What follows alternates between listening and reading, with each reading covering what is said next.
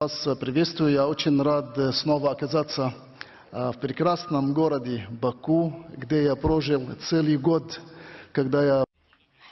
Now, I'm very happy to find you all back here and to be again in Baku, where I spent one entire year after arriving from Egypt.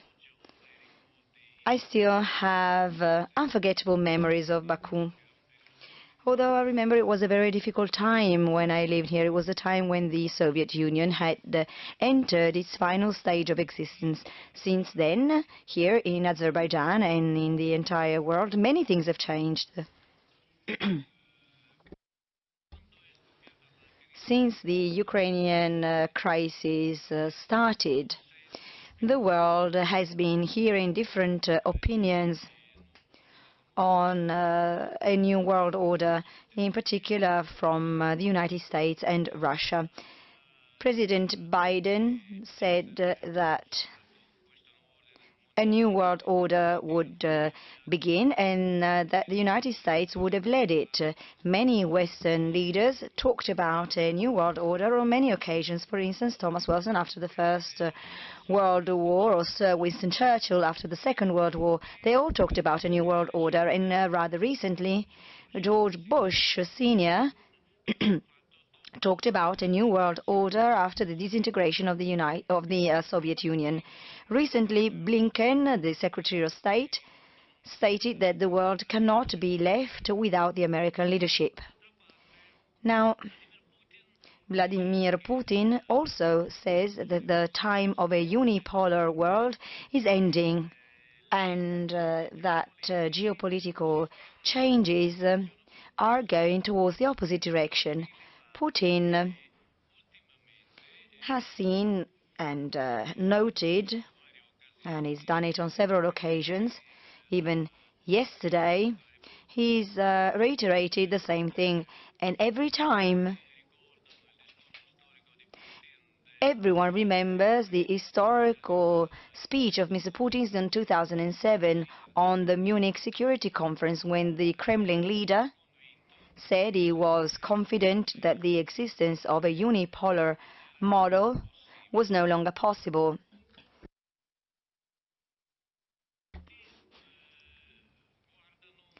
Everybody is looking at Beijing after the re-election of Xi Jinping for his third mandate. This is happening in the context characterized by questions on how China will face this new world order. So the different opinions are an issue, but there's no doubt that the global system is undergoing very deep and important transformations.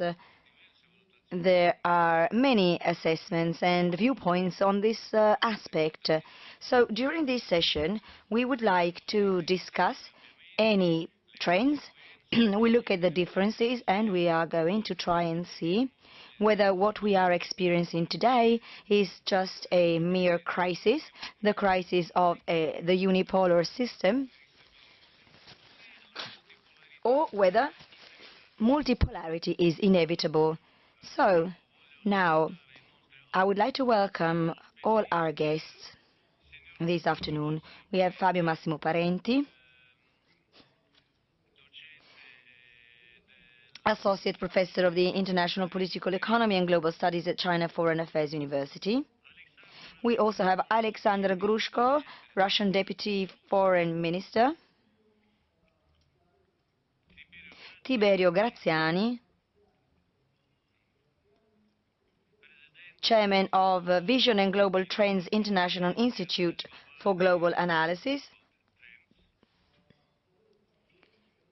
I also welcome Valery Fadeev, Advisor to the President of the Russian Federation and Chairman of the Presidential Council for Civil Society and Human Rights of the Russian Federation.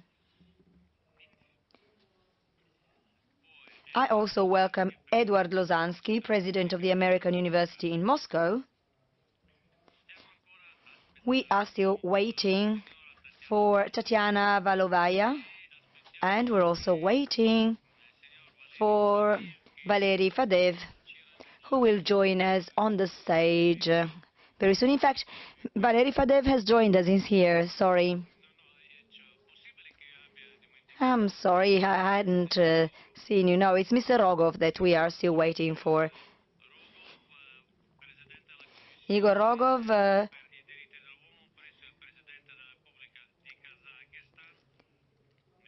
Chairman of the Republic of Kazakhstan Presidential Commission on Human Rights and Deputy Executive Director of the Foundation of the First President of the Republic of Kazakhstan, Elbasi. Welcome to you all once again. Now we are just waiting for Ms. Tatiana Valovaya. In the meantime, I would like to begin with a question for Mr. Grushko. Alexander Viktorovich, as I already mentioned, Vladimir Putin is calling on the creation of a new world order based, in his view, on the fundamental principles of justice and parity. So here's my question. Russia.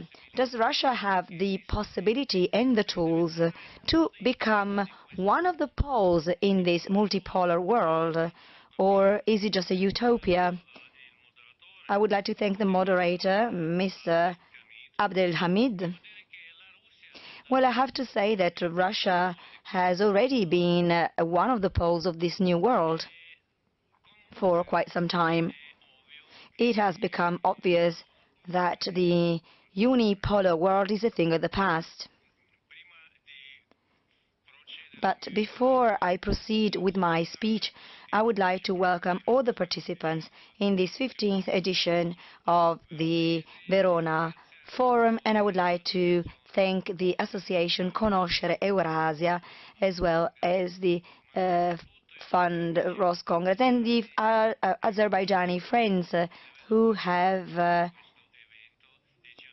made this event possible and has given us the chance to visit this ancient land. Now, going back to your point, I think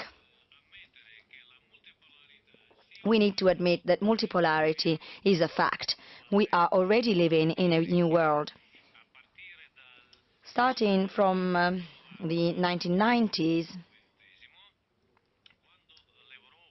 when Europe and the world as a whole entered the time of big changes, well, we are seeing the same thing today. We are at a crucial time. We are going beyond the global difficulties that emerged after the Second World War, and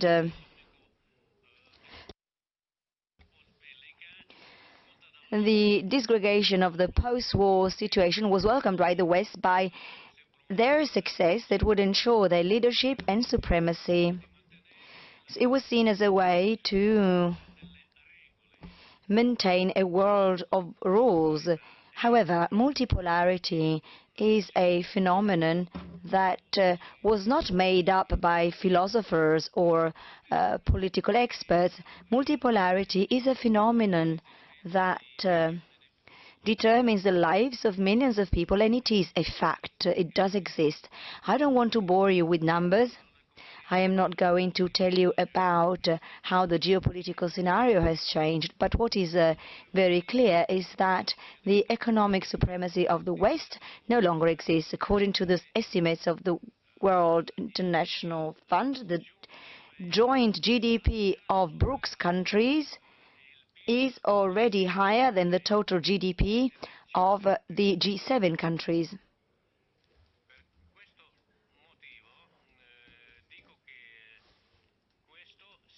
And this is why I think that this is a real indicator that mirrors the things that we see every day. The essence of what we are seeing today is not a fight for multipolarity. What we are seeing is a struggle to achieve a legal and international framework that will give a formal definition to the new world order. Today we see a difference between those who understand the inevitability of historical processes, and so they are looking for new formulas to express these new phenomena, but then we have those people who are still at the service of the so-called gold billion. This last group of people is fighting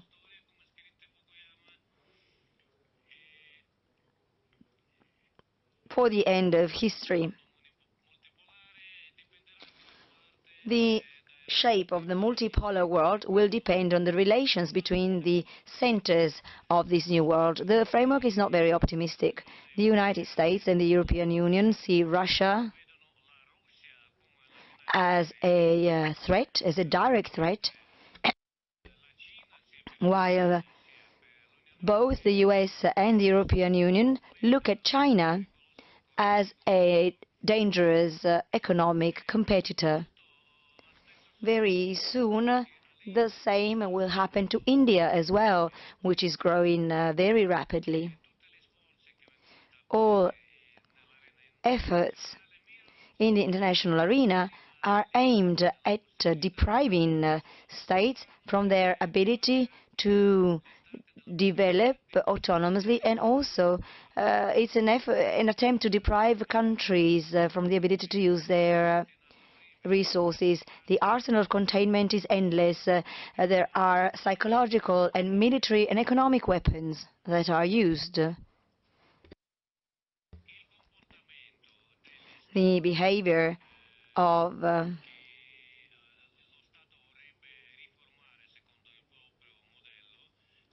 states would like to rebuild it is not important. If you just brand it as a competitor, you will never be able to get rid of this branding.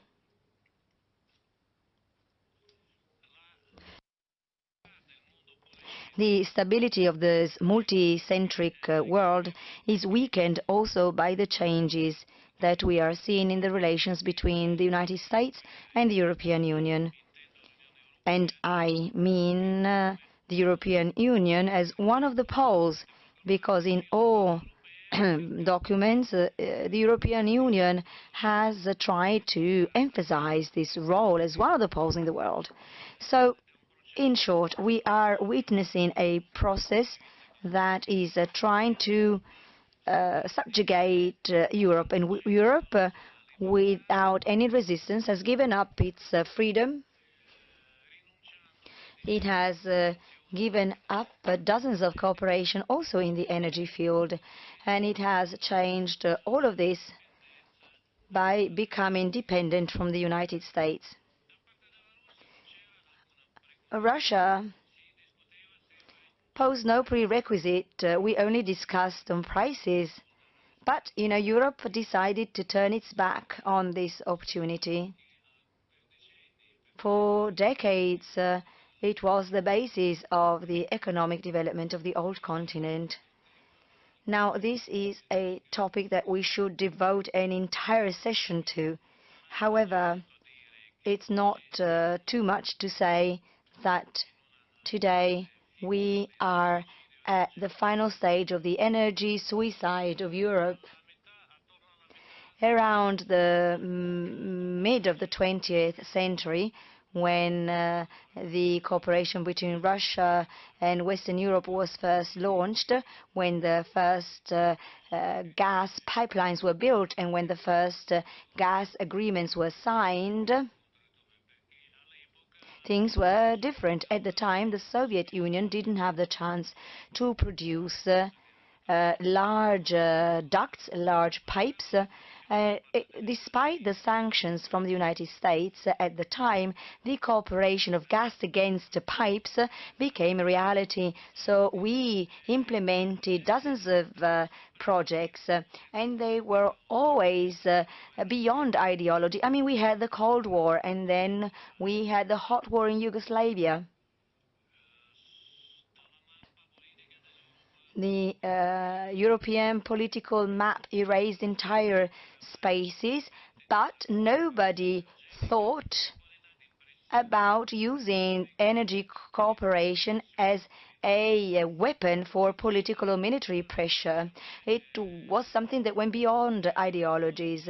At one point, though, the Europeans decided to give up the benefits of the cooperation with Russia. They started to contest long-term agreements. They criticized the system that linked the gas price to the oil price. They told us that prices had to be spot prices. This is something that we accepted. Then the Europeans invented the third energy package. They then declared that the third part had to have free access to methane pipes. The final stage of this suicide is the reaction of inaction faced with the attacks against Nord Stream 1 and 2. These pipes belong to Russia, yes, but they are the basis of the energy security of Europe.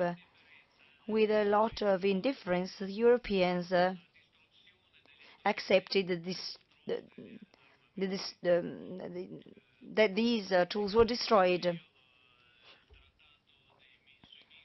The treaty on short and medium missiles were forgotten, as well as many other international treaties, which built the basis of European security, as well as the necessary condition to give Europe true independence in international affairs.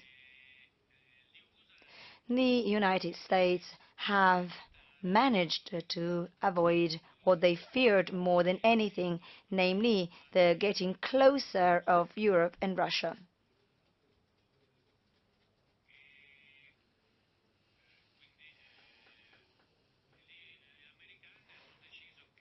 The United States decided that it was Europeans who had to pay the price.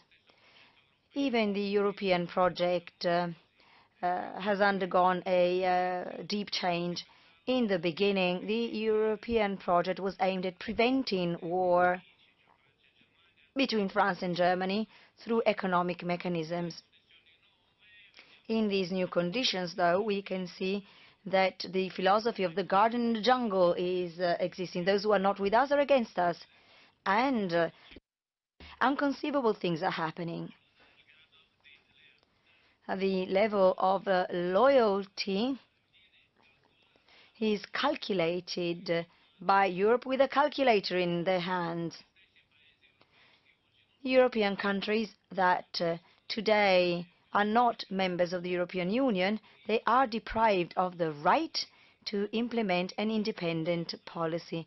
This is also a sign of a system based on rules, rules that, according to President Putin, can only be written by Washington and the West in general terms.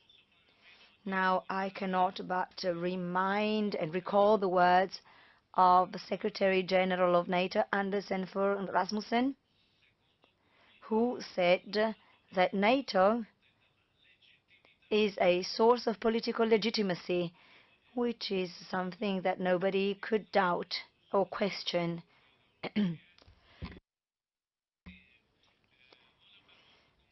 Now, I would like to add a few words on international institutions, and I hope I can give at least a partial answer to the question of our chairperson. We can see that by fighting for its hegemony, the West is unfortunately sacrificing the organizations created in the past to achieve harmony, to achieve a balance of interests, and to create an agenda aimed at the unity of countries. The Council of Europe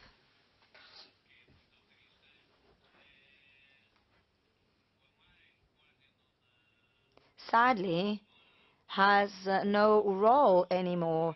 The Organization for the Cooperation on Security is also becoming weaker, and the same is true for the Organization Against Chemical Weapons. All of a sudden, the Energy Charter is not good anymore. Recently, We heard that the treaty, this energy charter, was an example and that it should be followed by everyone. But now, not even that agreement is taken into account. It is no longer part of the rules. Now, I could go on, but I can also say that new clubs are being created based on interests that have nothing to do with international unity.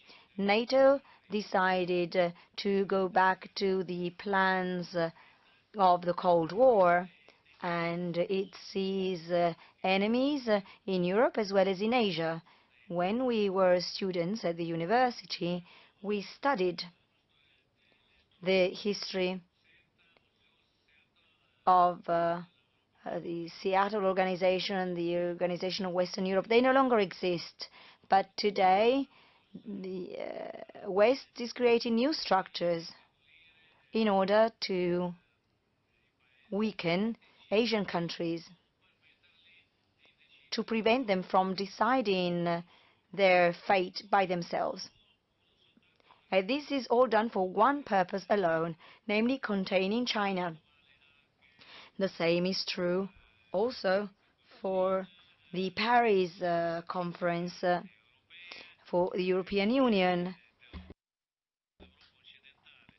the Community of Western Europe. If those are created, then the OECD will no longer exist. Central Asia and the Balkan area and the Southern Caucasus have been identified as competitors as well. So it's not security and stability that is the priority of the United States. The priority is to exclude Russia. Is there an alternative? Well, yes. Russia wants the new multi-center world order to be based on more justice. First of all, non-interference in domestic affairs, the freedom to choose your own development model, and the freedom to choose your social and state system, the inseparability between regional security,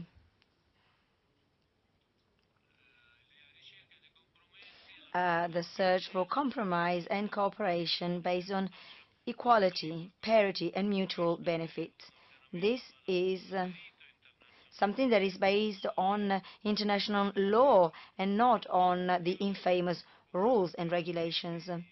I already said how Russia and China are portrayed in the programmatic documents of the United States and of Europe. The words that we find in these documents won't be found in any document from Russia or China. And so I think that this says a lot on the relations between the most important players or world centers, whatever you want to call them. The structures such as the BRICS, Shanghai agreements are being developed. The project of the Greater Eurasia is taking shape. One characteristic of these projects lies in the fact that these initiatives are not aimed against others, and this gives us good opportunity to join forces. The G20 has a great potential. We need to strengthen the United Nations Security Council, and also we need to reform the Security Council. This is something that we've been discussing for years. At the Council, African, Asian, and Latin American countries should also be represented. We also need to remember that the OECD,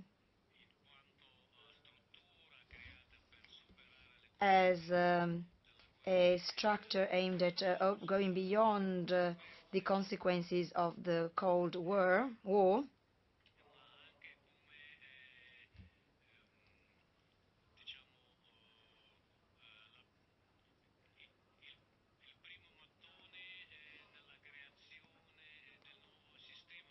but also as a first brick to build new relations in a system that is no longer based on threats after threats,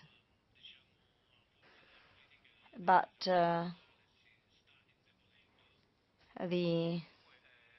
this idea is unfortunately weakening.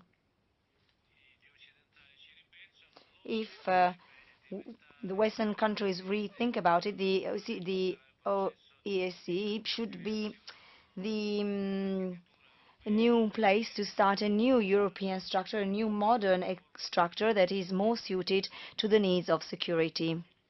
Говоря, мы видим и Евросоюз, который пока, как следует из доклада, The report of October 28th of the European Union shows that Europe is getting ready for a rivalry, and it is quite interesting to see that the European Union itself has acknowledged that the world is becoming a multipolar world. за то, что я занят столько времени. And to conclude, and I apologize for taking up so much time, on the way towards a new world order, we need to go beyond a new contrast, a new problem.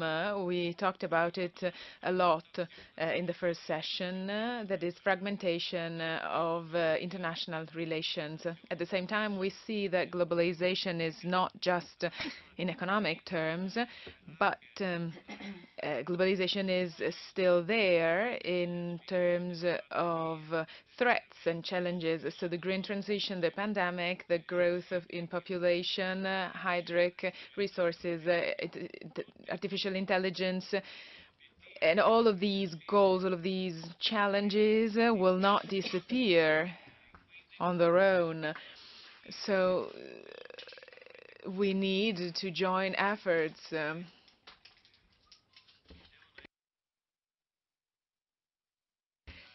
These efforts need to be shared by all the main actors.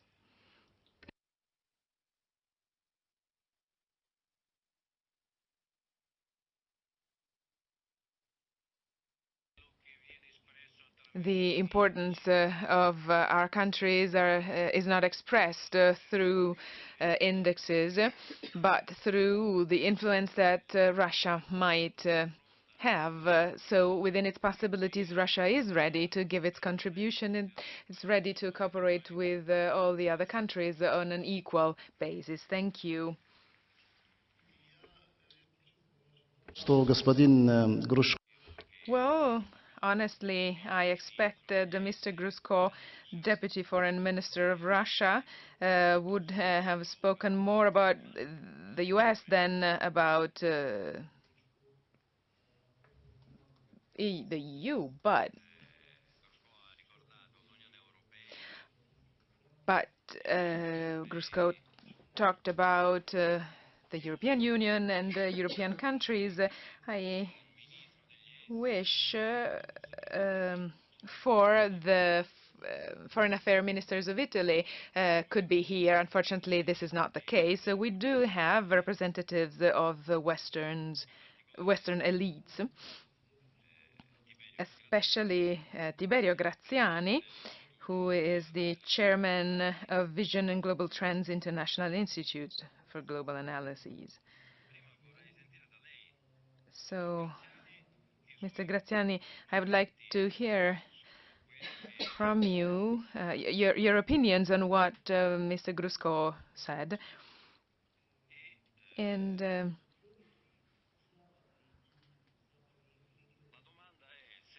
my question is, Western elites, Western intelligentsia believe the international relations need to be restructured. Well, thank you, Mr. Abdelhamid. I would first of all like to thank the organizers and Professor Fallico for their invitation. It's an honor for me to be here among specialists in the sector. So as regards, so I perfectly agree with Deputy Minister Grusko. And in fact, a few points I had noted down were developed fully by the Deputy Minister. So you mentioned Western elites, but we need to consider that the Western world is cohesive, is united. If we look at the U.S. leadership, but if we go delve a bit deeper, we see lack of unity. And I will try and describe this. So Europe belongs to this Western system led by the US. So the Europe we talk about is actually a particular Europe where there is a self-referential elite, including bureaucrats of the European Union, and then we have the European people, which is different. And European interests are not the same of the interests of the techno-bureaucracy of the EU. So this is the first point that needs to be considered if we want to give an assessment of the various dynamics taking place in the various countries of the European Union. And then we have the leading country, the US. The US are going through a critical phase because starting from 2016, they have asked the help of the UK. And from 2016 at least, we've all realized that the UK has become hyperactive at a global level. And one of the consequences of this, as Deputy Minister Grusko already mentioned, one of the effects is the August military weapon. The acronym includes the UK again. And also in this crisis in Ukraine, we have seen an hyperactivity on the part of London. We hadn't seen this for years. London probably felt the pressure of being part of the European Union. So the West, the collective West, is actually fragmented.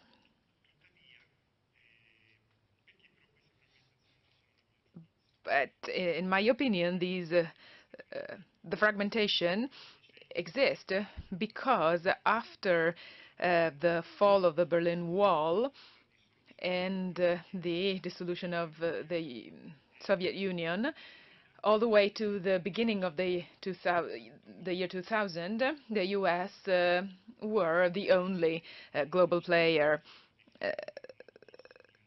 And as many analysts said, especially the Anglo-Saxon ones,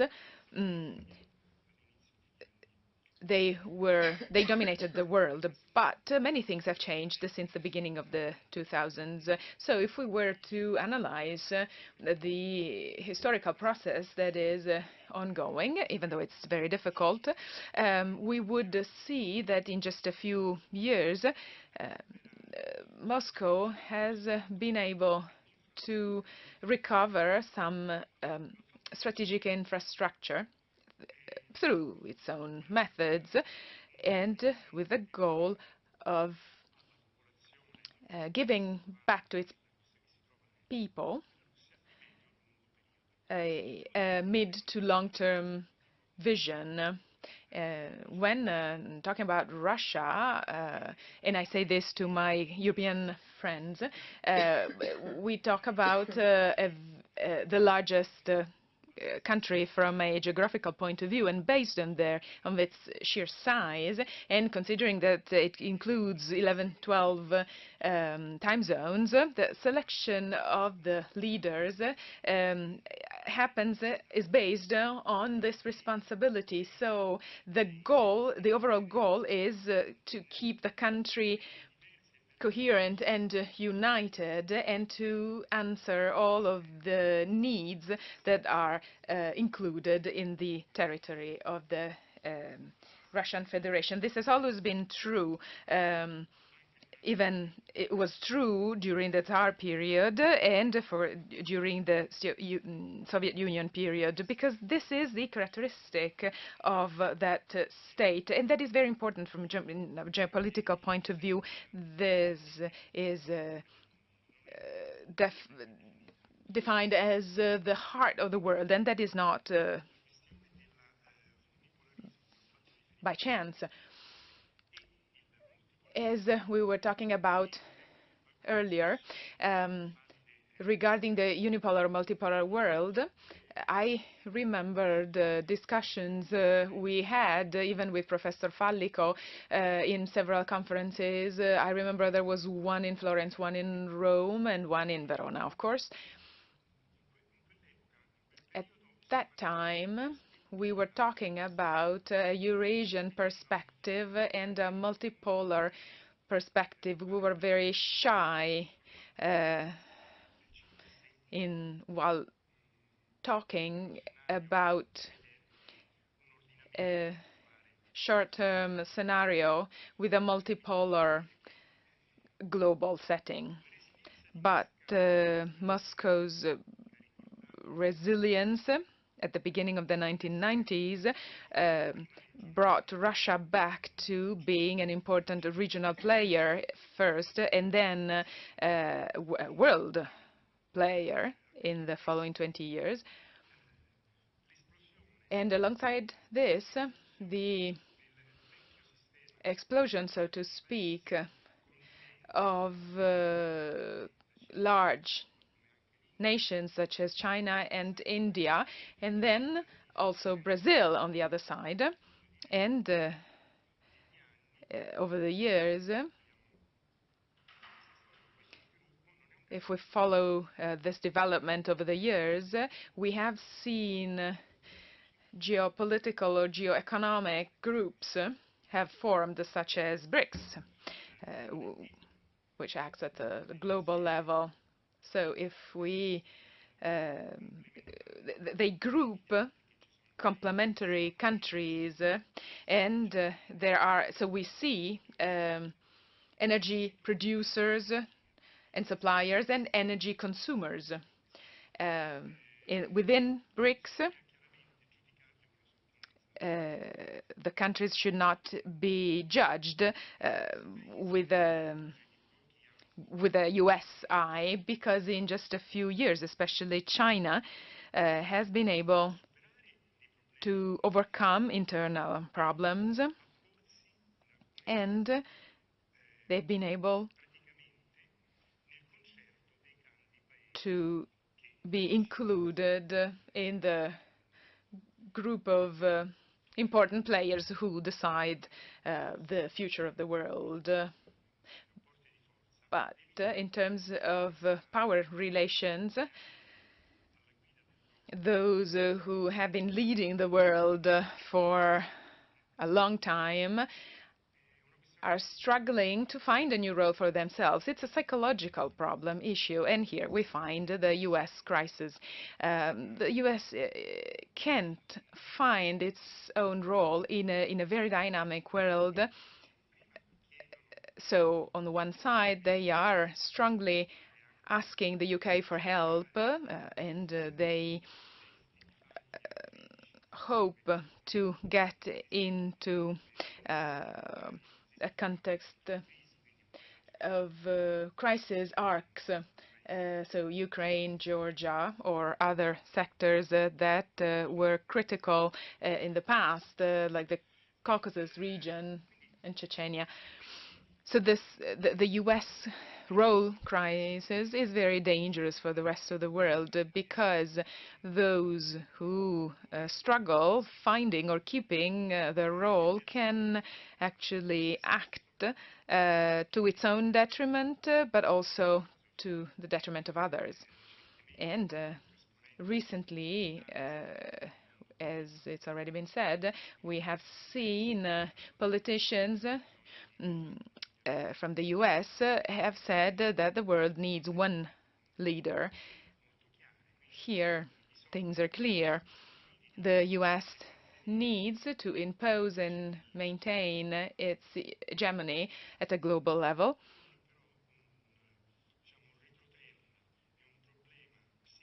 But there is a psychological problem behind all this, which is compounding the crisis. So on the one, in a way, we should help the U.S. to better understand themselves from a psychological point of view. However, talking about multipolarity is hard. We do have it, but I should also say that all of these crises that we are seeing and that we will be seeing even more in the future. So we might be having crises in terms of war or economic wars through sanctions. So we need to get used to all of these crises in this very troubled period when we are moving from a hegemonic unipolar system towards a multipolar system. If we were to analyze the historic differences between the system where the US was the leader and the new system that is based on several states or groups of states, we would see that the basis for the US was hyper-liberalism. In the past, when we talked about globalization, there was an economist, Jacques Sapir, who economically defined globalization. His thesis perfectly fits in my speech for today. He said, more or less, that globalization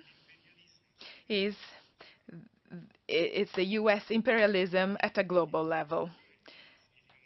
Well, globalization means different things, not just a free market that is, but also standards, and only certain standards, not other standards.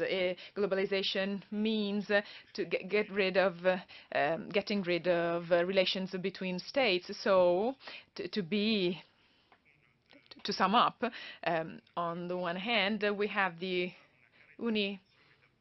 unipolar world or unipolar approach that is based on hyper-liberalism, and on the other hand, in the several other countries that have different ideas, we have many, basically the rest of the world, there the approach,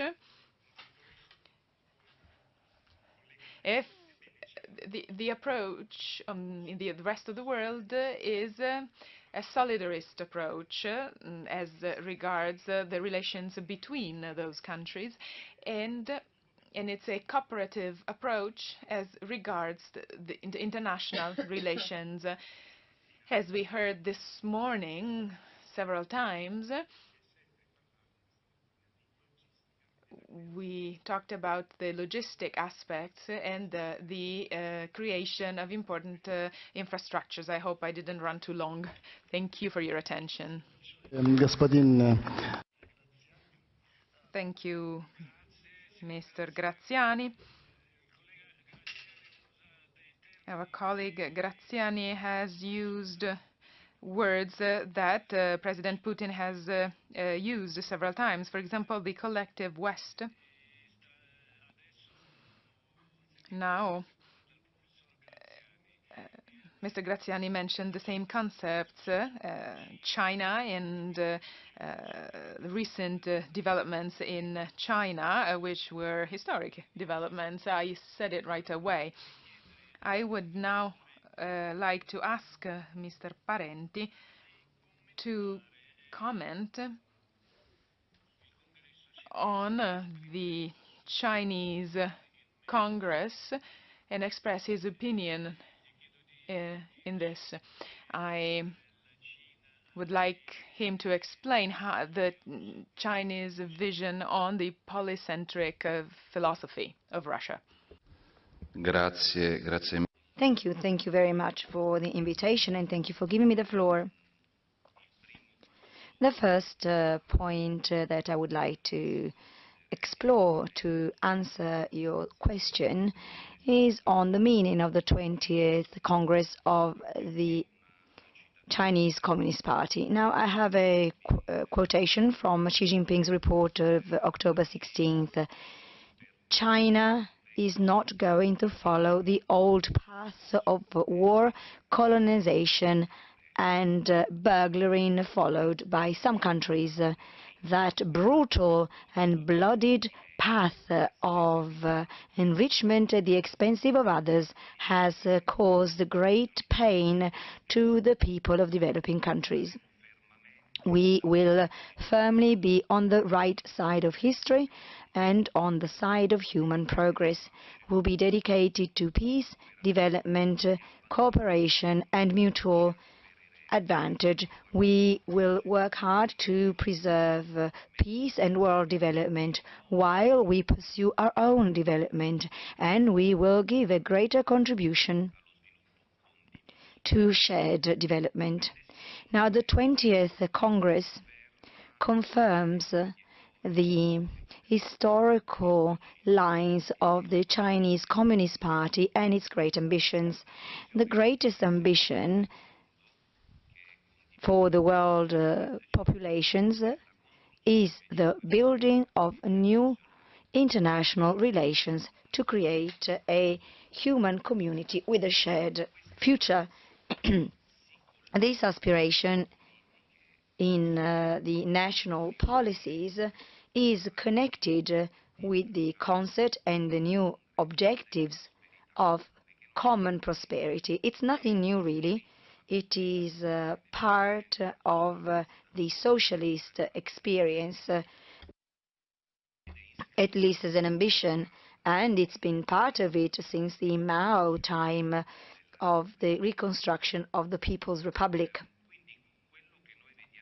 So what we are seeing in China right now is a path, a process with some accelerations. These accelerations are possible based on the historical time.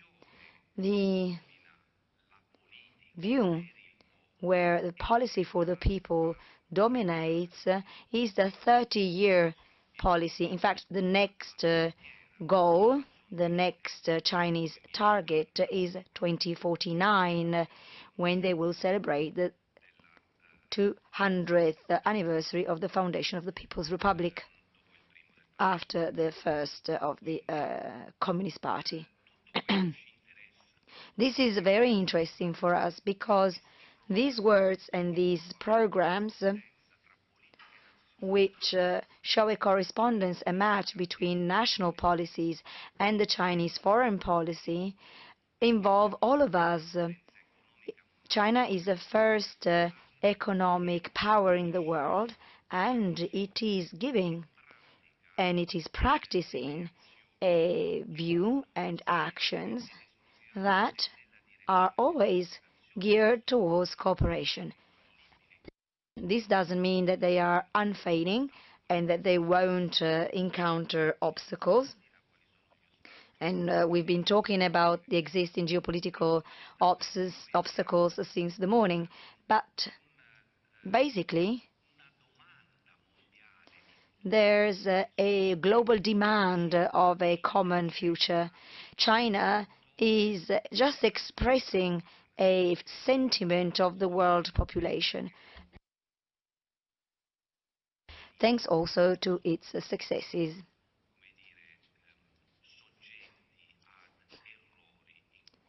And as I said, errors can be made. It's only human. A growing number of countries in Latin America, in Africa, and in Asia has joined or is asked to join new multilateral organizations such as the Shanghai Cooperation Organization and the BRICS, just to mention two examples. And then there are other regional integration processes in Asia, which is the driver of the world economy. Today it's become clearer, but it's been the driver of the world economy for a long time. Now, what are the reasons for this trend and acceleration? We are repeating history with the same mechanisms of social inequality in relations between people. It's a matter of money, politics, and security. So there's a shared feeling of many countries that are traditionally called peripheral or semi-peripheral countries. They all feel the need to emancipate, to become free from the dependency traps created by the Western Empire. It's still an old story in a changed world. The Western Empire is now the system United States and NATO, and in the past it was expressed by colonial states. Failed neoliberal globalization is an expression of that, such as debt traps, as well as the financial markets or commercial sanctions, etc. So the south of the world is, in this context, is still looking for a way out from the rules dictated by the West, and this is the dynamics within which we should also look at what is happening in Ukraine or in Taiwan. The Western power has been unpunished for too long, at least in the eyes of the exploited countries.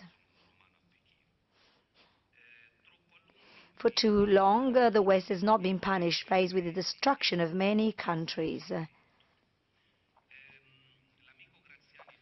Our friend Mr. Graziani said that crises will continue and increase, but globalization, neoliberal globalization for peripheral countries was a crisis after another crisis, the financial crisis, or currency, sovereign debt crisis, and then the financial leverage. But then it also caused the war. NATO bombed and caused migrations. Given the changes in the world economic geography, and this is just a fact, the world has already changed, it's just a matter of becoming aware of it. Now, based on this reconfiguration also of the spreading of wealth in the world, today no one is willing to suffer the freezing of their currency reserves, embargoes, boycotts, or impositions on national policies, such as structural policies or austerity policies, which is something that we do to ourselves as well,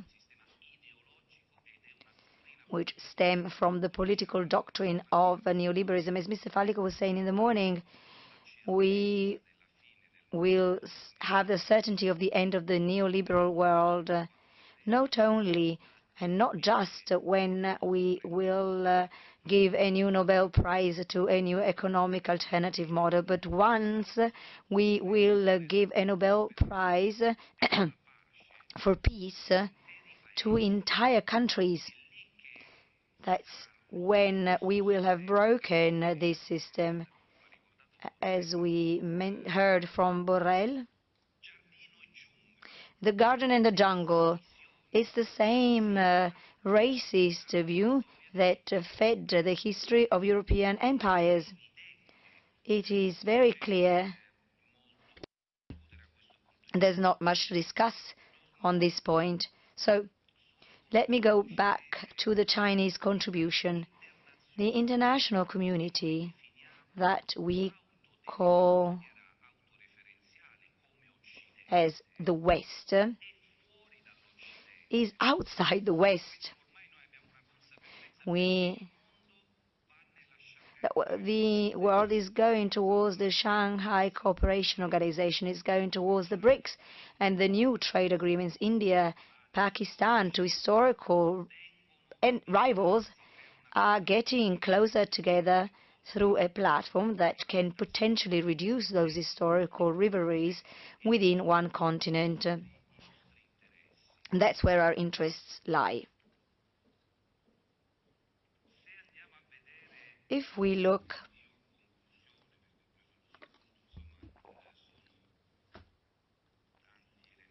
I have many points that I would like to mention, but I'd like to conclude. Eastern Eurasia is the core of a new balance. We have new forms of integration, and we also see the Shanghai spirit that is connected to the values that once again have been reiterated by the 20th Congress of the Communist Party.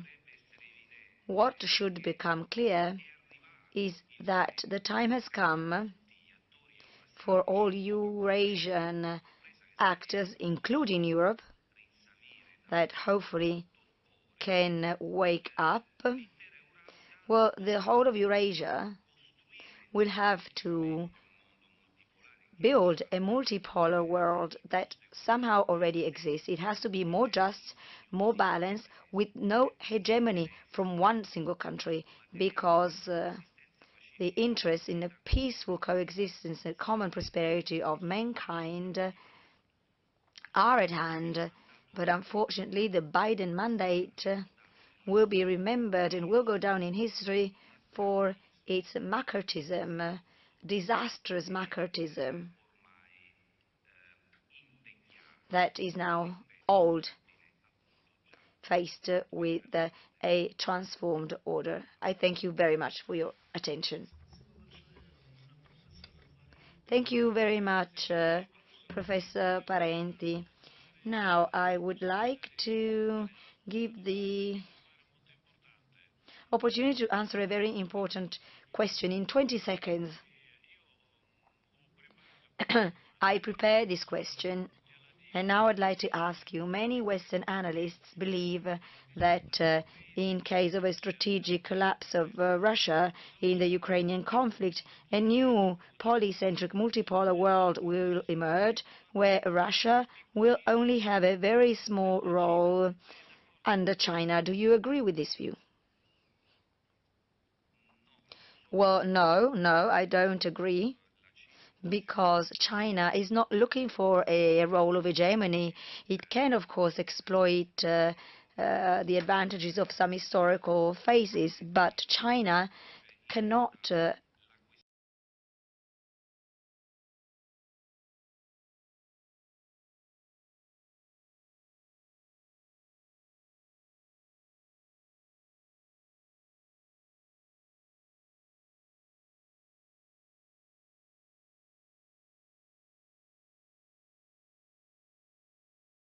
is true for Russia and for China as well. So NATO is indirectly fighting against China too. Спасибо большое. Thank you very much.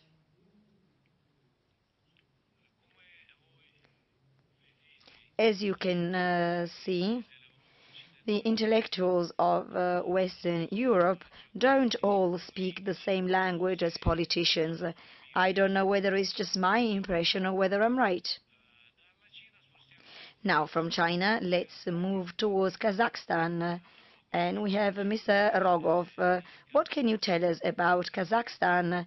Kazakhstan shares the view of Russia on the multipolar world. Is that true? Well, first of all, I would like to thank the organizers for inviting me. Professor Fallico this morning said that thanks to the hospitality of the people in Baku, he feels at home here. Well, I can say I am home because I was born in Baku. I was born in Baku a long time ago, My parents are from Almaty in Kazakhstan, but at the time the Soviet army existed. My father was an officer, and so they came here to Azerbaijan. I was born here, and then we all moved back together to Kazakhstan. I am happy of the progress that I can see here.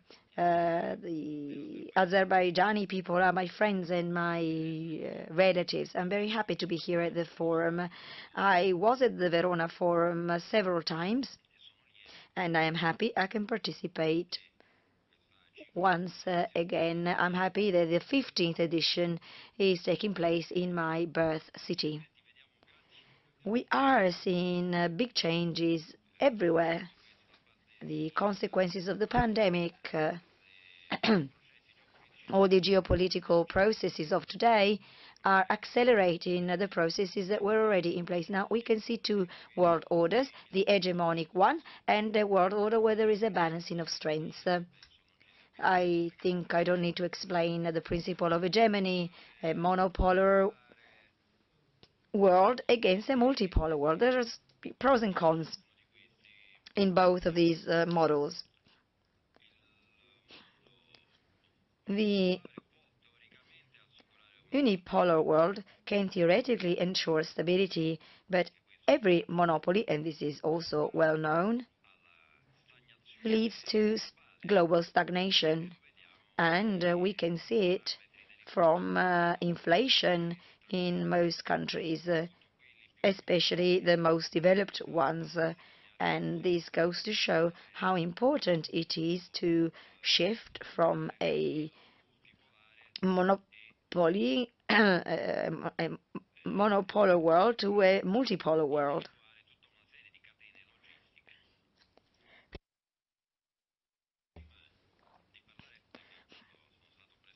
When I was presented, you mentioned I'm president of the Commission on Human Rights of the Republic of Kazakhstan, and it's true. But really, I also have another role. I am a member of the scientific committee of the Astana Center. This is an institute, you might have heard about it, because 2 years ago in Verona, our colleagues from Kazakhstan mentioned it. Now, I would like to show you, following the lead of the Astana Financial Center, so I would like to show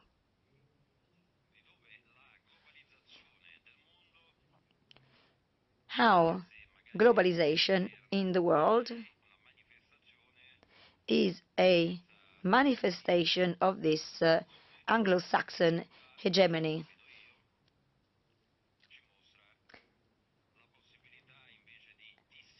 We can instead, I believe, dissipate these centers.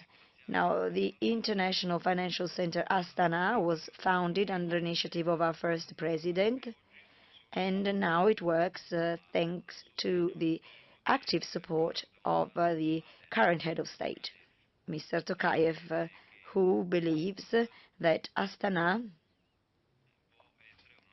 can be a universal platform connecting the different regions of the country.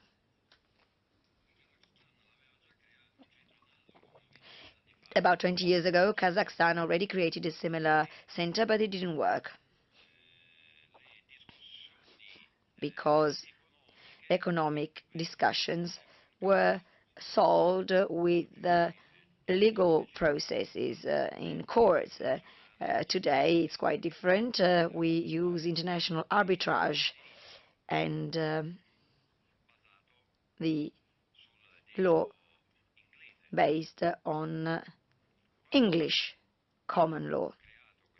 When this International Financial Center was created, many lawyers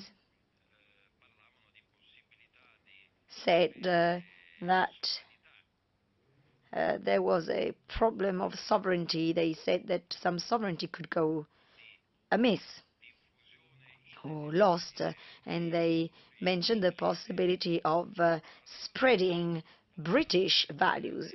At the time,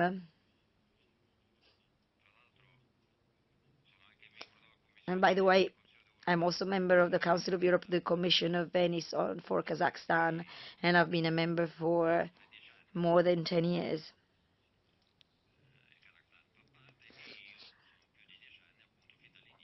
Since the beginning, I've been a member. Anyway, in one of the meetings of the Venice Commission, we were discussing about the possibility of creating in one of the Balkan countries, well, before our center, we discussed the creation of a similar center where existing law would be the basis. I mean, the basis would be the English law. At the time, the UK was a member of the European Union, but they said no, because they were scared that their country could have competition advantages against other European countries. Our center was created in 2018, and the main reason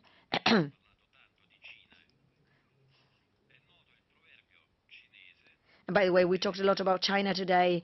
I think many know the Chinese saying, apparently said by Confucius, that you have to be indifferent to the color of the cat if it plays its primary role, namely catching mice. Again, the Astana Center has been actively working since 2018. At the moment,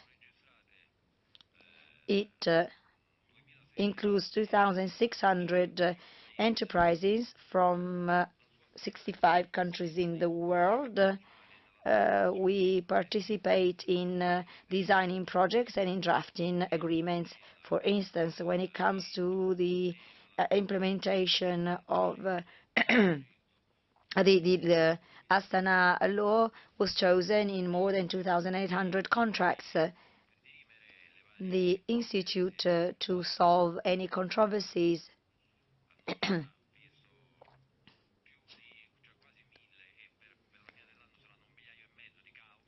have already solved about 1,000 cases. This number will reach 1,500 by the end of the year. The court and the arbitrage system solves controversies not only between its members but also between Kazakh subjects. Thanks to electronic justice, wherever in the world you are, you can rely on our arbitrage system. Going back to the Chinese proverb, what matters is that the cat catches the mice. Well, as an investment hub, we've attracted about $7 billion US dollars of investments, while the issuers from the United States attracted $22 billion. In this way, at the International Financial Center,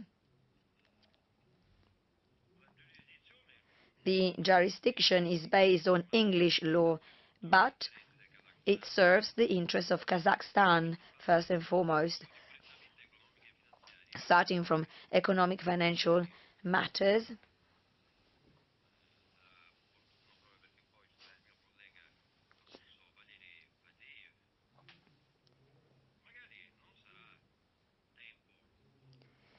Isn't it now high time to create other international courts, including one for human rights?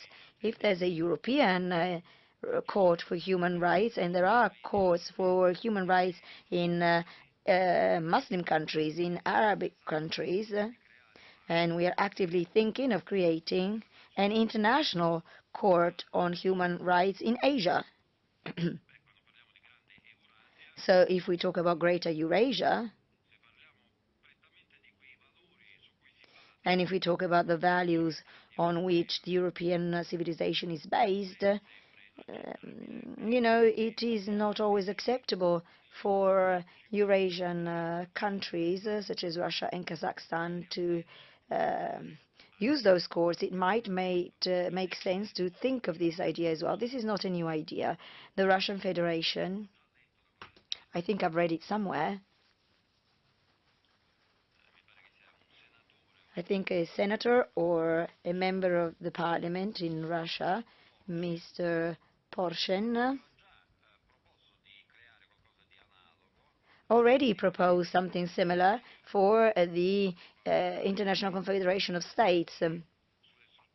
But I think that focusing on pre-existing structures of the Community of Independent States or of the Eurasian Union is, I mean, we should go beyond that. Also in terms of values, most of the people in Asia and Europe, I think, would agree on the same values, and I think that we can find the same ideas to share. As for the question on the relations with the Russian Federation, I think that our values,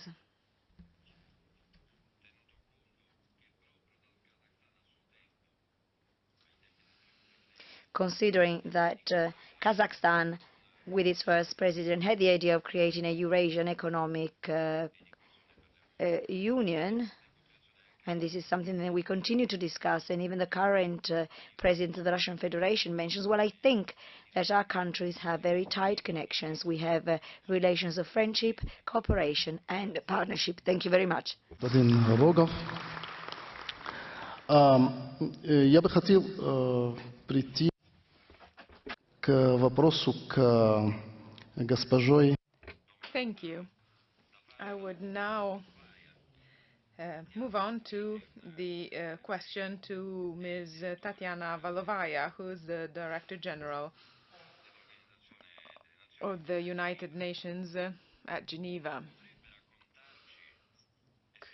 Could you tell us, could you explain the UN's view on this topic, that is, whether the world will have a new order? Все имеют консенсус, как раньше говорилось, этого. Well, the question is how to find the agreement of everyone on this answer. But the process is ongoing, considering how the relations between various countries are developing. Everything is changing. We are just looking at the tip of the iceberg, but what we can't see is the change of the whole political and social paradigms, the change of socio-economic relations, as we used to say. That already happened in the human history. So this process started at the end of last century, in the aftermath of the technical and scientific development, new discoveries, and the growth of new production methods. As for all changes, what is old, the old reality will not give in, and all those who felt at ease in the old scenarios, may be it a region, a group of countries, or just one single country, of course, they will fight to keep their position, or maybe even go back to the era when, according to them, they were the main economic power, recognized also in terms of social and economic superiority. So the process is the same, the logic is the same. But it's difficult to live through these moments of change. But if we look at our history books, we will understand that this time too the world will survive. We are adults, we have experiences, we all have certain common points despite all differences. In the case of the UN, we have a shared agenda, an agenda shared by all countries, so all 199 member countries. If we can implement the Sustainable Development Agenda, in doing so we will create the new world system, because if we look at the 17 development goals, we are talking about the fight against poverty, fair wages, environmental protection, the fight against climate change, women's rights, medicine, human rights.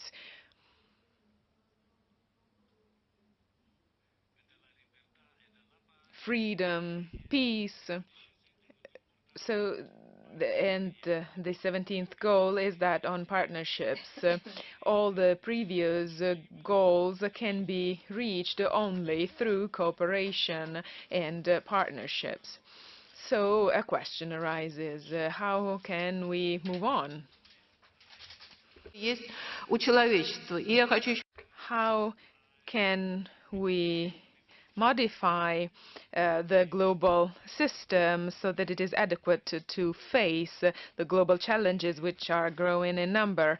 In order to fight or tackle these challenges, we have to find global solutions. The pandemic was a global challenge.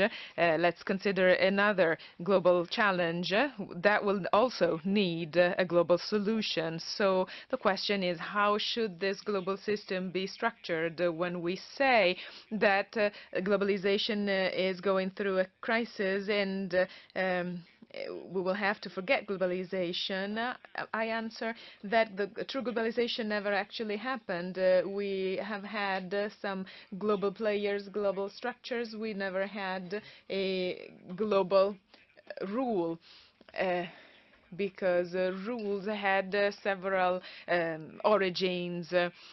Regulation is not a world government. I'm talking about global regulation at the level of all the UN member states. When we discuss poles, of course, we all agree a unipolar system cannot be envisaged anymore. However, not everyone agree on a bipolar model.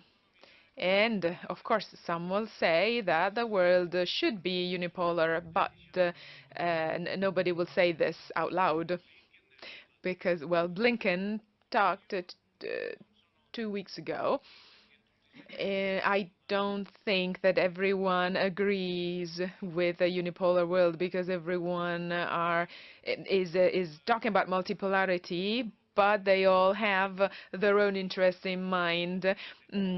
For some, multipolarity means the G7, for others the G20. For them, the answer is very simple. A multipolar world means 199 UN member states.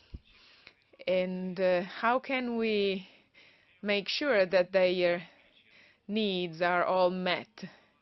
This is very difficult. Before, I worked for the Eurasian Economic Commission, and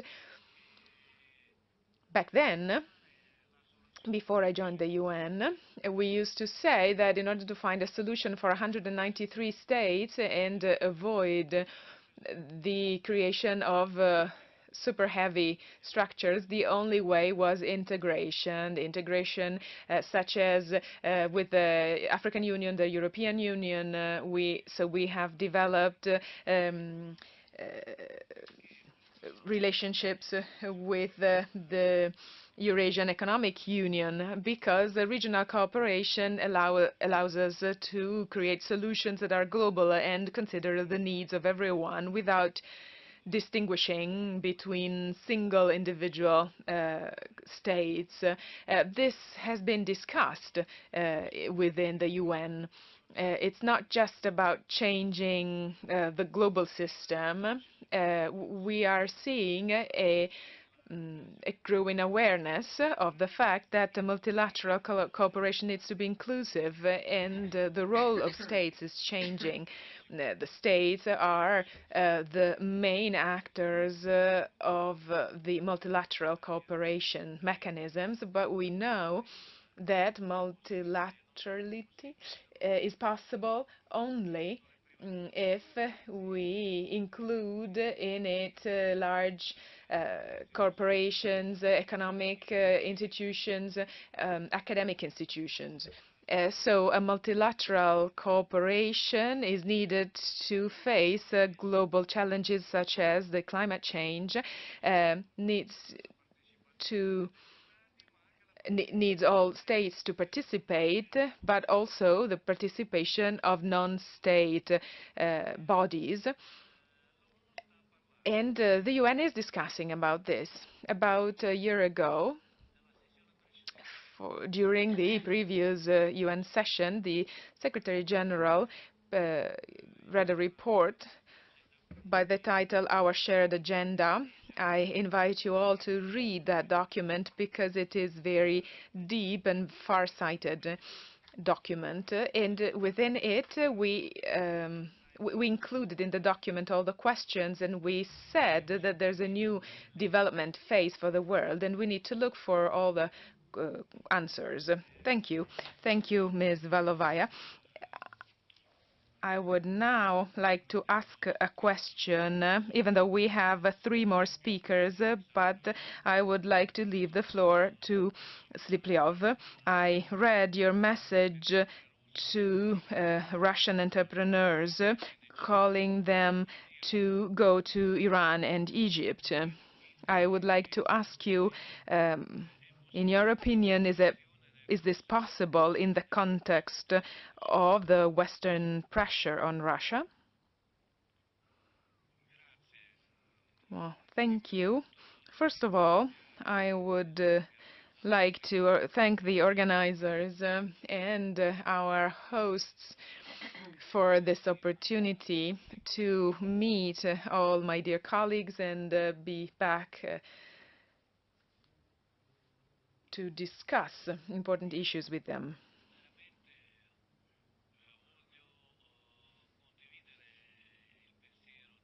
I share Ms. Valovaya's thoughts. That is to say, we should remember that we are living in a global context. So we have new technological opportunities. We are going through a renovation of all our economies. This is a deep process that we need to understand and monitor constantly. Climate problems are here to stay. And we will also have the problem of the energy transition, even though it's been assessed in several ways by different countries and continents. But all countries, the US, China, they're all involved in this agenda. There's a priority problem that is given priority also within Russia. So in general,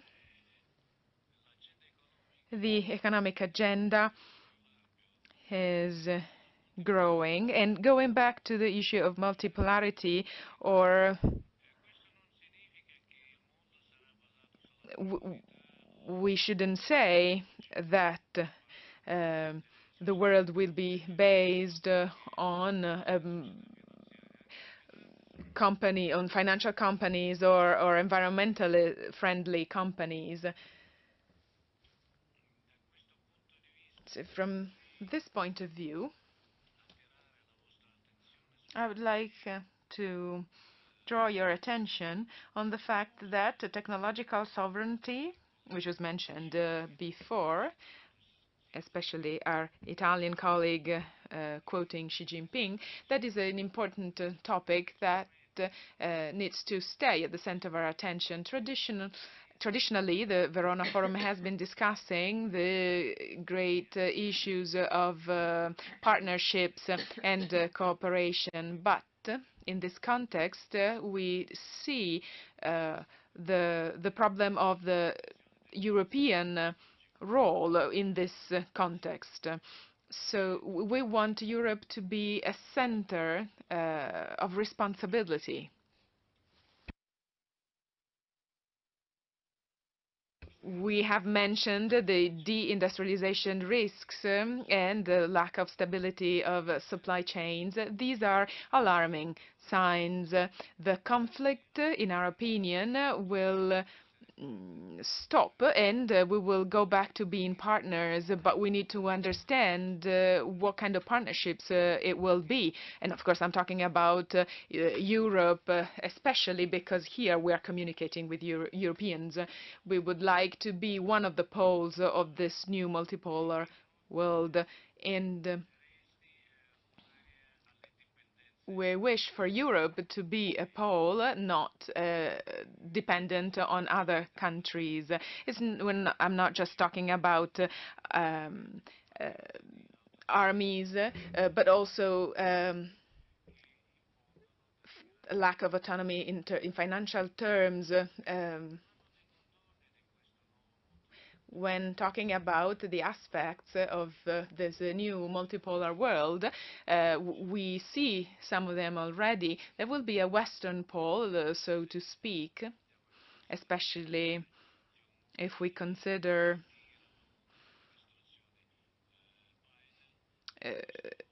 what is happening in the Biden administration. Then we will have a non-Western pole, probably including China and Russia, and then probably a third element,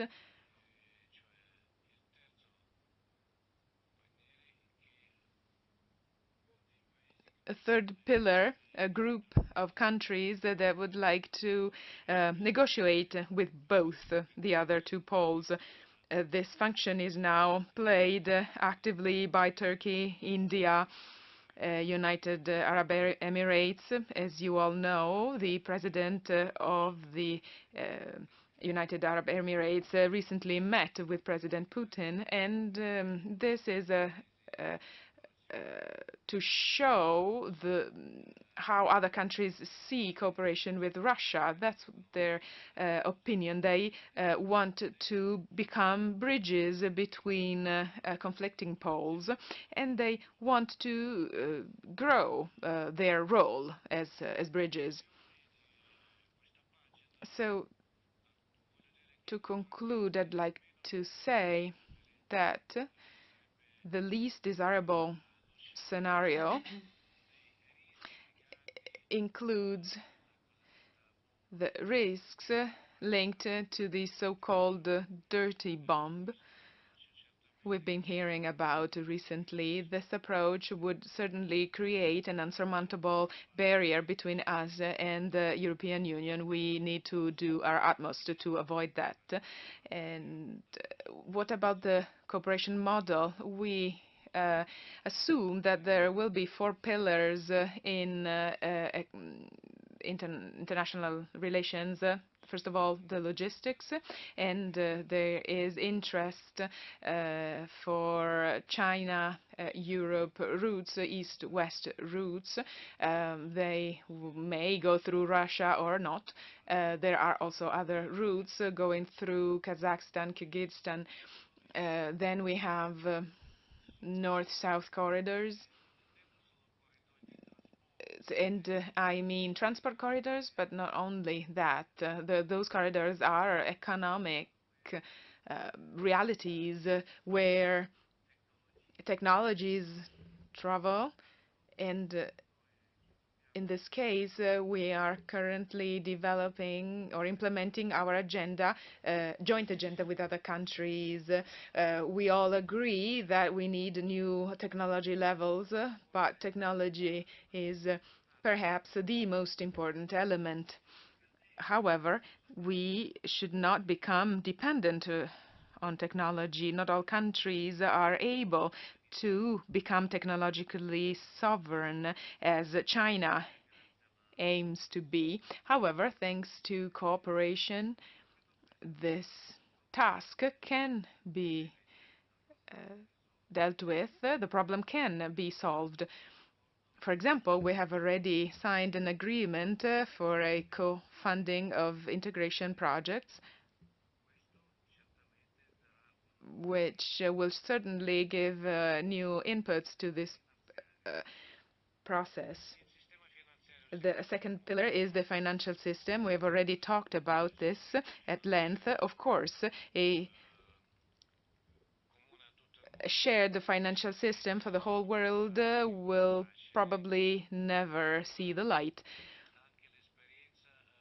But the US experience shows that the US are the benefit of the current system.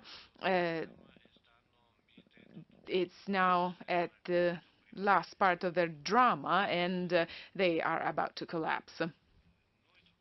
We need to find an interstate financial system, perhaps based on digital technologies, on digital currencies. One of the solutions, one of the hypotheses, include assets that are not subject to speculations. They could also be stable assets linked to commodities. So assets that can guarantee a stability for international payments. And I think that here we have important prospects. And the final pillar, we as dealing with trade, we know very well the condition of the WTO. We see that the situation is a disaster, but we also know that in the current context, with all the challenges and problems to be faced, a multilateral structure such as the WTO will hardly become the driver for development. What is important is that it's not a break to development. We also need to consider the cooperations at a regional level. We need to talk about multipolarity per se, but also we should discuss and define the rules that would allow such a mechanism to work. Thank you. Следующий вопрос господину Фадееву. The following question is for Mr. Fadiv. The Western ideology moving the world is being extinguished, so we need to look for new ideologies. Talking about extinction, on what prerequisites do you get to these conclusions? Well, thank you for this very difficult question. We are not the first to talk about unipolarism, multipolarism. Sometimes it feels like whether we should pick between a front rear or an all-wheel drive car. Do we go to a Chinese restaurant? Do we go for a burger? It's an historical fight. Our country is fighting a war with NATO, and this is what our president says. The hegemonic country that we've all mentioned is trying not to take any step backwards. They will have to, and this became clear when America did not win the war with Iraq and then with Afghanistan. But it will continue and resist until the end. These are very cruel times, and we need to be aware of it. As for Europe and the many centers of power and strength that Mr. Sechin was mentioning, he was talking about the seizing of Europe. I would have called it the euthanasia of Europe. Europe has put itself in the corner, and it's been doing so for a long time. It relocated production, it gave up industrial production. It followed the ideology of the United States, giving its own up. There's this concept of the gold billion, but soon this billion will not be a gold one. It would only be covered by a very thin layer of gold. Once the spreading of economic power, and Mr. Grushko also talked about this, this is what is going to happen. Finance and economic strength are mainly under the control of the United States. But you were talking about ideologies. Well, there are other aspects that have to be taken into account. I am not going to talk about armies now, but we need to talk about values. 1990, at the Verona Forum last year, we showed the opening of the first McDonald's in Moscow with huge 3-kilometer queues to taste that life. Look, there was something religious about it.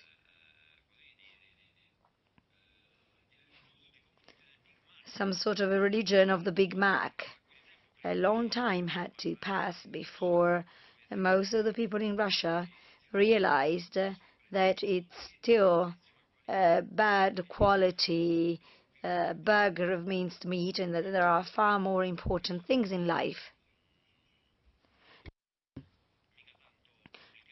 than this simplistic way of living that they are trying to impose on most of the world. Mr. Graziani talked about international institutions, European institutions, and he said that then there's the Europeans. That's very important. In September, Mr. Putin gave a very stiff and rigid speech on the annexion of 4 regions to Russia. He even accused others of racism. But I share what he said. There is a big European culture built by millions of people, starting from Dante's Divina Commedia, and then you have the degeneration of the European order, starting from the Enlightenment. So you have daily profane life and then the sacred life. In the last 200 years, everything that is sacred, though, is rejected by people. New ideals, new ideologies and new religions are emerging. We know very well the religion of the last few decades, the LGBT view, radical feminism, radical environmentalism. It is a religion. Now,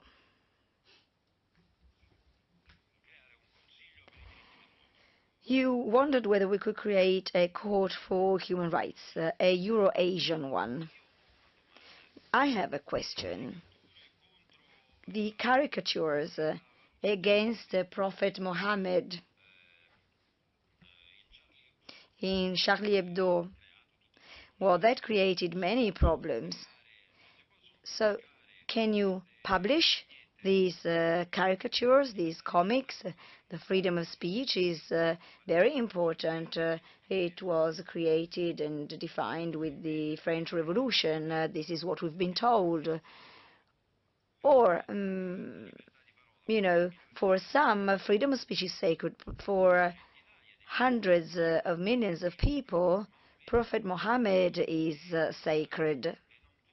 And so you cannot offend him. Let's start and agree on this. But agreeing on this is very difficult. When you talked about ideal bases, it's very difficult to define what they are. The 17 Sustainable Development Goals, even though we respect them, but they can never be the foundation of the new, more just and more rational world order.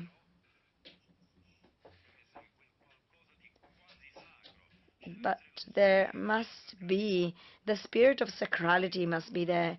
We need to go back in that respect and forget these 200, 300 years of European development. I mean, it wasn't a mistake. It wasn't a mistake, but it's brought us in a somewhat wrong direction. As for your proposal, Mr. Rogov, I would go even further. My proposal is to prepare a discussion, a very careful discussion of the document created as the Statute of the United Nations in 1948. There are similar African, Asian, Arab documents. They do not deny anything, but there are some specificities, and I think that we need to respect all these intellectual documents produced by other people, not by Europe and not by the United States. To conclude, I would like to mention a great sociologist, Emanuel Stein, who died a few years ago, and he said about 15 years ago, we are faced with a heavy choice. Either we go for the equality of freedom, equal freedoms, or instead we phagocytate the entire world into one single apartheid. The risks today are enormous. The world apartheid, and I'll finish with what I started, what Putin is doing might seem cruel, terrible to someone, but he started to fight to avoid a system of global apartheid so that the world can become something that is commonly shared. Thank you. Thank you very much. Вот короткий вопрос к вам, Александр Валерий. I have a very short question for you. You mentioned the opening of McDonald's in 1990 in Moscow, the first McDonald's. I remember because I was standing in that queue, and 32 years later, you've discovered that a Big Mac is nothing but a low-quality piece of meat. Well, no, that's not what I said exactly. I said it's something questionable, let's say questionable quality. But after 32 years, where's this meat? Well, I have an ulcer caused by McDonald's, so I don't go there at all. But in the meantime, many cafeterias, many restaurants have changed. You know, McDonald's restaurants were the symbol of a different life. You know, jeans or chewing gum or a McDonald's burger were a symbol. I've got nothing against a piece of meat, but if we're talking about human rights, if we lose the right to creative work because a certain part of the Russian industry was shut down, and who did that? Well, we cannot really accuse anyone. Those people queuing up for a McDonald's, they are also culprits. They're also guilty of the closing of the Russian cultural industry. When the Soviet Union collapsed, normally you blame Yeltsin and others, but why nobody went down the streets and squares? Why didn't anyone take to the streets to save the Soviet Union? Why didn't anyone go out defending the statue of Dzerzhinsky when it was brought down? Nobody defended Russian resolves. Well, but if you're saying that McDonald's is a symbol, why didn't you have a Russian symbol? Well, because that requires a lot of preventive preparation. If you give me 10 minutes, I can tell you. But there are other speakers as well. All right, well, then ask for an interview later. Thank you. По поводу Запада. I have one last question on the West. In May this year, at the Davos Forum, Olaf Scholz used the term multipolarism. Can we say that this expression expresses the need of the West to live in a multipolar world? The question is for Edward Lozansky. English? Yes, sure. Okay. Looks like I checked the program, and I'm the only American in this audience. Unless I'm wrong, it might be someone else here, I cannot doubt. So, and I want to cast my vote for multipolarity. So this can be like official statement for multipolarity. So I don't know exactly if Mr. Scholz was serious, because on one hand he talks about multipolarity, on the other hand he says, well, we will do what America will do. It's not only like arms and supplies, etc. So he contradicted himself.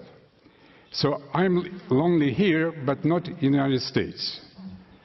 There are plenty of Americans who also would cast their votes for multipolarity. I don't know if, frankly, I was searching for this conference, if there was any polling like Gallup or any other respected polling agency opinion of American people. Maybe this, we can ask them to do it. What would majority of American people would say? Because only elite, American elite, they talk about monopolarity. And what Mr. Blinken, I think he already was mentioned here like several times, said, well, it's, for me, it's kind of sound ridiculous if you take into account the state of the United States right now in political life, when the country is split in two, and half of the country believes that the elections were stolen.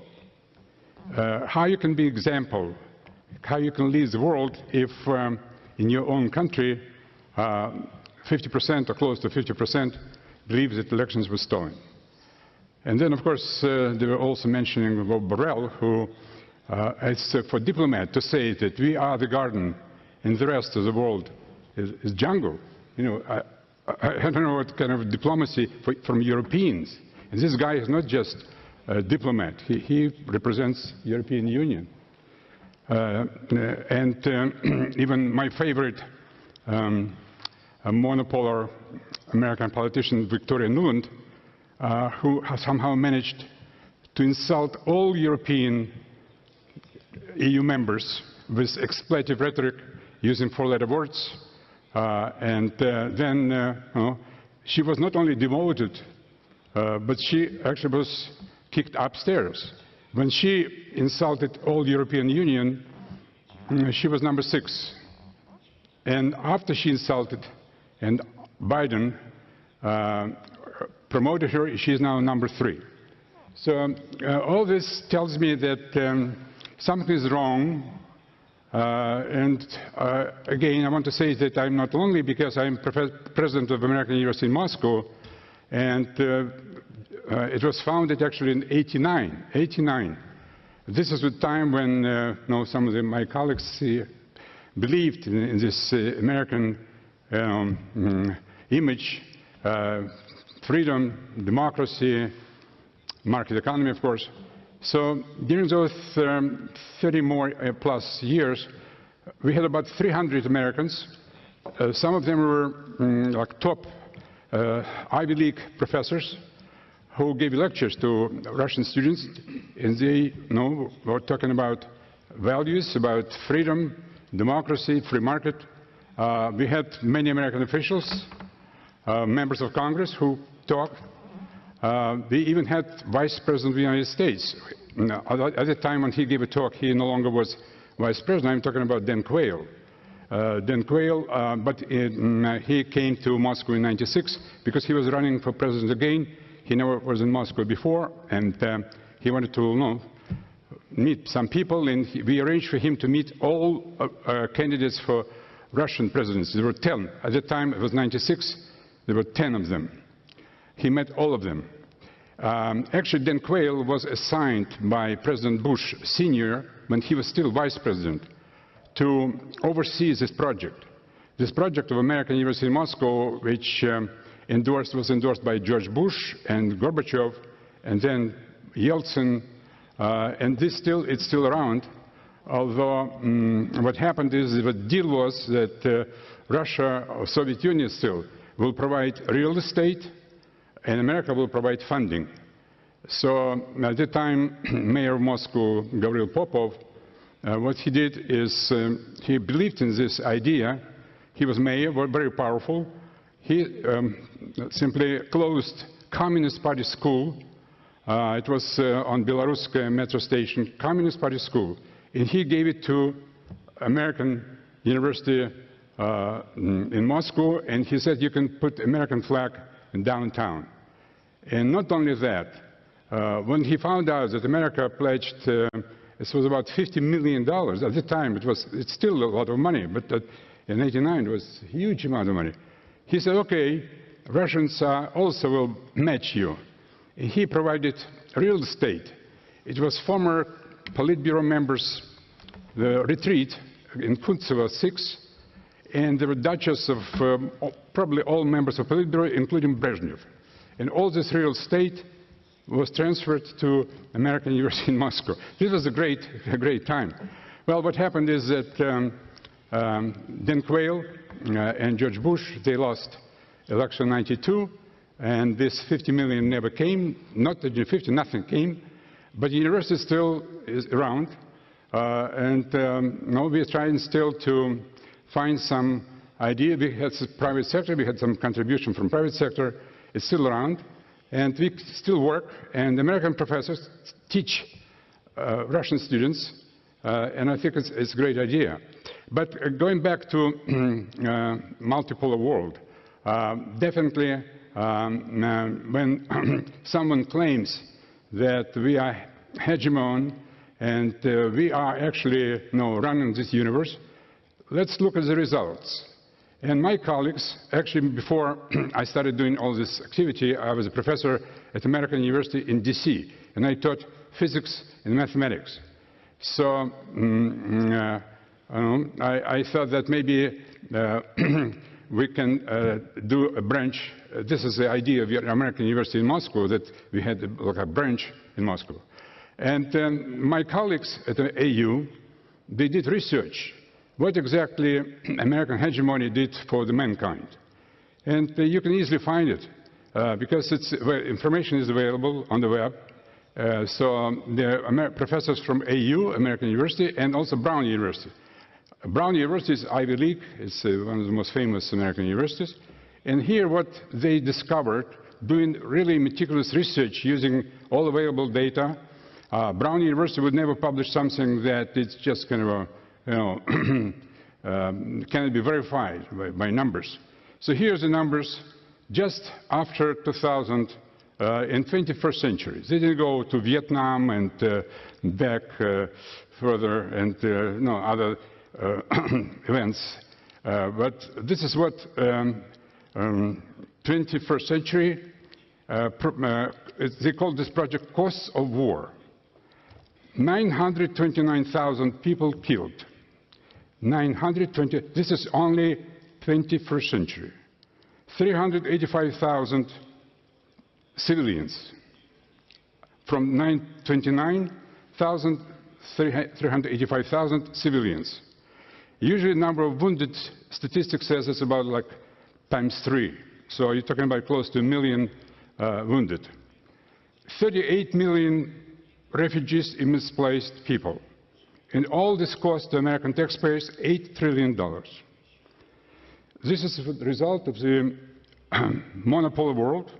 By the way, this project just last week received a prize, United States Peace Foundation. And all scientists, part of this project, received this prize, and I think it's a great honor. So I'm saying this to show that it's not just professors of EU, it's a big army of Americans who believe that we should probably turn more into what we are doing in our own country. According to Gallup poll, again, I only quote most reliable, respected polling services. Close to 88% of Americans believe that the country is going in the wrong directions. Americans, 88%. And almost the same number, 89%, think that Congress is doing a bad job. So how you can be a world leader if your own people say something like that? Well, so I know that we are running out of time. I want to conclude that definitely I believe that if American people will have like more voice, because 90% they don't really make any decisions. Decisions are made by 10%, what they call elites, and they use different names. Deep state. One of my friends, by the way, he was with Reagan in charge of Soviet desk at the CIA, and he came up with the term MISIMAT, which he expanded. President Eisenhower talked about military-industrial complex, and he expanded now it's 8 letters. It's called MISIMAT. So it's in addition to military-industrial complex, he added, of course, Congress, intelligence, think tanks, media, of course, media. So those are 10%, and looks like 90% Professor, Americans. простите, мы опаздываем. Okay, I understand. Thank you so much. Anyway, I believe that I represent here Americans who also would vote for multipolar world. Thank you. Спасибо вам большое. Спасибо всем. Thank you. Thank you. Thank you very much. Thank you. Thank you very much, and thank you to all those who participated in this panel. Thank you.